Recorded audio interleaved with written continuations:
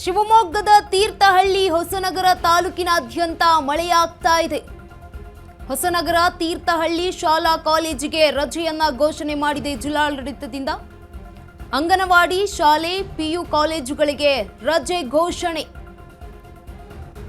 ಮಕ್ಕಳ ಸುರಕ್ಷತೆಯ ಹಿತದೃಷ್ಟಿಯಿಂದ ರಜೆ ಘೋಷಿಸಿದ ತಹಶೀಲ್ದಾರ್. ನಿನ್ನೆಯಿಂದ ಕೂಡ ತೀರ್ಥಹಳ್ಳಿ ಹೊಸನಗರದಾದ್ಯಂತ ಭಾರೀ ಮಳೆಯಾಗ್ತಾ ಇದೆ.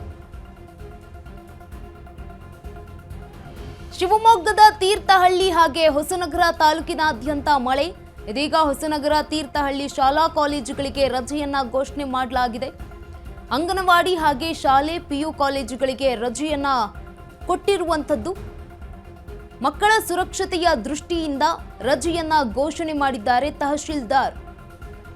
ನಿನ್ನೆಯಿಂದ ಕೂಡ ತೀರ್ಥಹಳ್ಳಿ ಹೊಸನಗರದಾದ್ಯಂತ ಭಾರೀ ಮಳೆಯಾಗ್ತಾ ಇದೆ.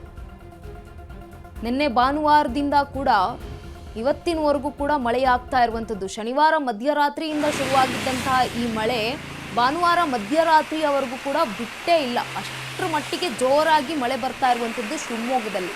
ಈ ಹಿನ್ನೆಲೆಯಲ್ಲಿ ಒಂದು ಮುನ್ನೆಚ್ಚರಿಕಾ ಕ್ರಮವಾಗಿ ಶಾಲಾ ಕಾಲೇಜುಗಳಿಗೆ ರಜೆಯನ್ನ ಘೋಷಣೆ ಮಾಡಿರುವಂಥದ್ದು ಜಿಲ್ಲಾಡಳಿತದ ವತಿಯಿಂದ.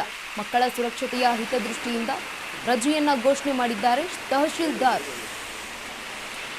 ಮಳೆಯ ಅವಾಂತರ ಇದೀಗ ಸೃಷ್ಟಿಯಾಗ್ತಾ ಇರುವಂಥದ್ದು ತೀರ್ಥಹಳ್ಳಿಯಲ್ಲಿ.